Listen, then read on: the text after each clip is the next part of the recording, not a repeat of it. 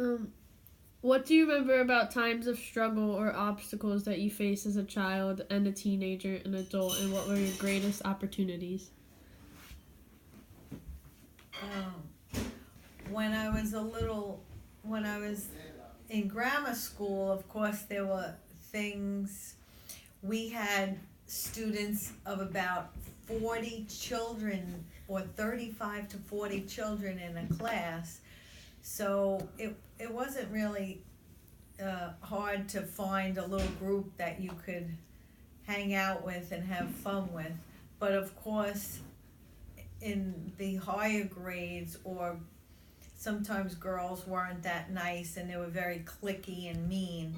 But my mother was a big influence in telling me, make sure you treat others how you want to be treated. And sometimes if there's a group of three girls, you should make a point all to get along. But she was very big on teaching me how to be nice to people, because you don't like the feeling when you're being mistreated back. What were your hopes and dreams when you were young, and did those hopes and dreams change as you were an adult?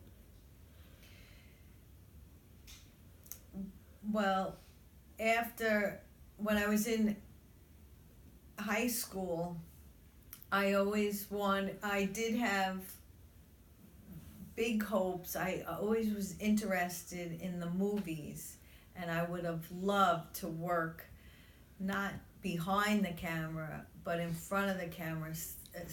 No, something, not as actresses or anything, but something involved in the movies, anything to do with movies, because I love the movies. But that seemed a little too far-fetched from someone from Staten Island, New York.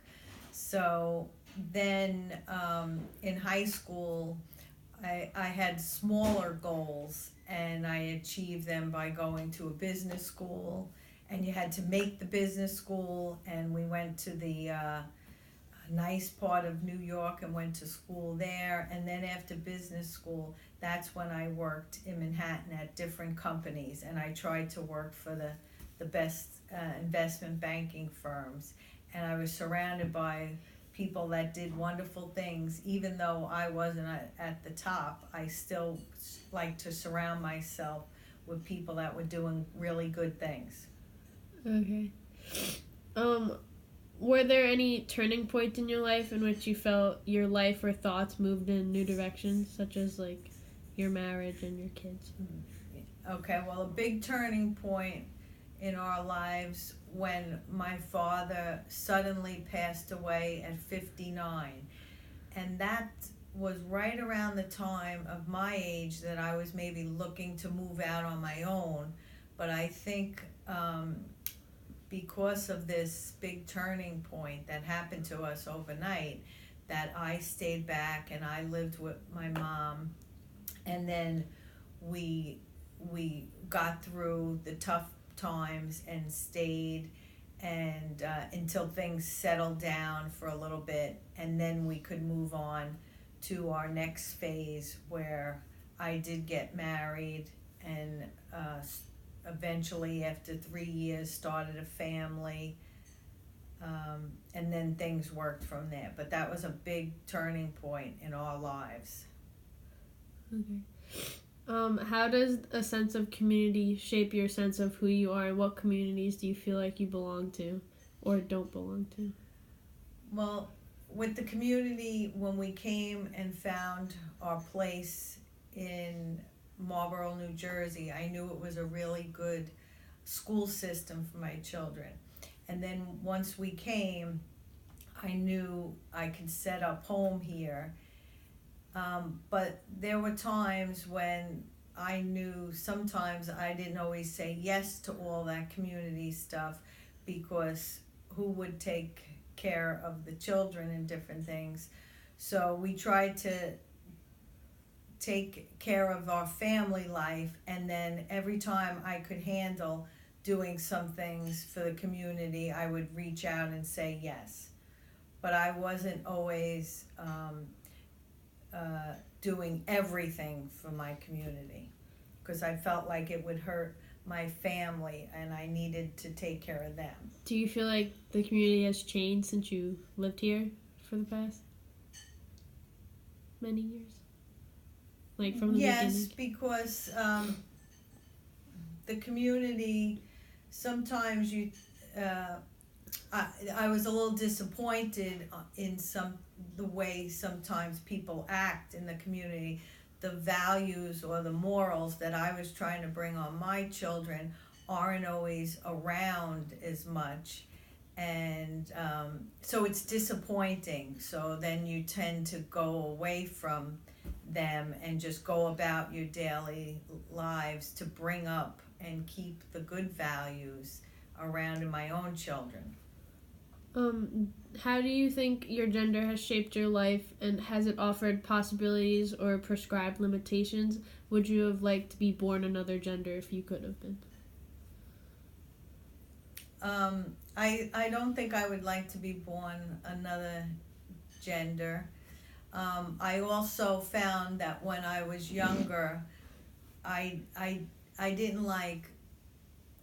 I used to like to, when I also worked in Manhattan, I used to be around, I used to like to hear what the men would talk about and different things, because I wasn't really a girly girl that wanted to talk about lipstick and nail polish and all that kind of stuff. I was interested in a lot of other things.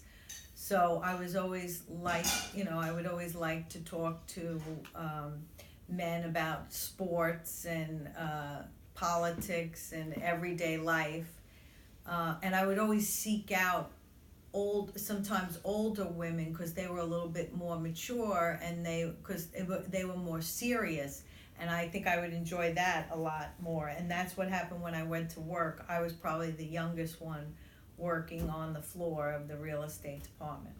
Okay. What stories about your own life do you want to share with the next generation, or me, as of right now? Oh. What's one of your most interesting, crazy stories that you want to tell me? Well, I guess crazy stories. Good crazy stories. Yeah. I bet Dad would tell me a lot. I'm trying to think. Anything in particular? Anything you want. Oh. Well, I was very proud of myself when I had to go deliver babies naturally, when I had to do that. And it was tough, but, I was able to do it, and just different, and I accomplished it, and I was very proud of myself for something. And I could always, talk to you about that and privately, and it was all good. Everything was happening all good. Is there any stories from when you were younger that you've never told me before that you would like to tell me? Any stories from when you were my age? When you were 18? 18? Let's see. I'm trying to think. It's hard to talk about yourself sometimes. When I was 18, I had a lot. Well, when I worked at the movie theater with all my friends, it was kind of like going to work and looking forward to working on a Saturday or during the week, because then you could just go, and it was kind of hanging out with your friends, and it was nice, and you could. What year was this? And you were getting paid for just hanging out and doing your work on the side, of course. And this was when I was 16, 17, 18, and then 19, all those years. When things have been difficult in your life, who or what has kept you going? Where have you found inspiration? Well, since I've known Daddy since I was 16, Daddy was big inspiration, because he was he had 4 brothers and sisters, and he was the youngest, and there were a lot of times when he had to he was really involved in sports, and he was really good in sports, and he would never give up on a lot of different things. So we used to I found him very inspirational at times, you know. What kind of works have you done over the years, and what kind of works have been most difficult, most satisfying? What kind of work? Like, work? yeah. Yeah. Um, It can be like work, or like anything that you're really proud of. Doesn't right. have Yeah. to be like. Paid. Well, the work that I've done bringing up my children, I think I've done a really good job because they were always cared for, and then as far as I worked with them a lot to become good students. So from beginning to all through high school, but the beginning years to get them on the right track to be good students and responsible students, where you get to a certain point in the second and third grade that they do their own work and that they care about their grades and different things like that. That's mostly what I've been proud about. Okay. And lastly, describe some of your most significant relationships and why are they particularly important to you? Yes. Well, of course, the most important relationship with Daddy all these years that we've been married since we were since 27 years, and of course, there's always times when you the struggles with ups and downs, and you just stay the course and try and do the best you can. I'm most proud of that. Okay. Is there anything else you would like to say to my class or me? I could also cut it out if you want me to. But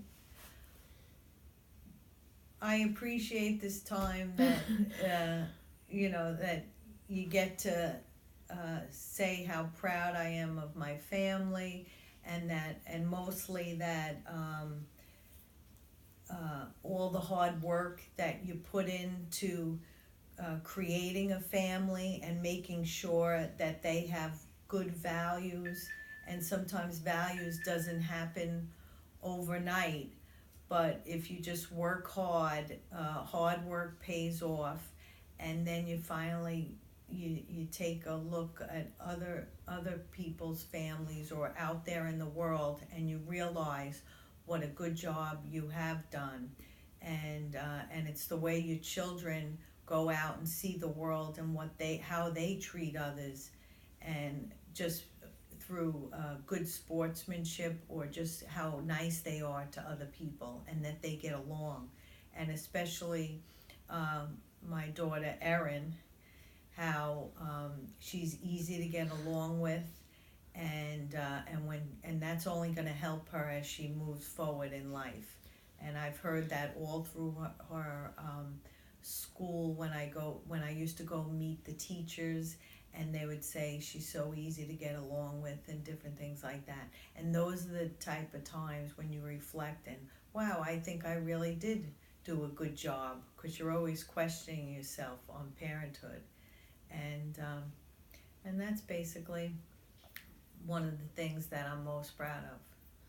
did you find this experience uncomfortable or challenging, or was it easy for you? No, it was easy. And I guess when people tape you, I guess it gets easier as you, towards the end or once you feel comfortable. But it wasn't too bad. Oh, okay. Thanks, Mom. Okay. Goodbye.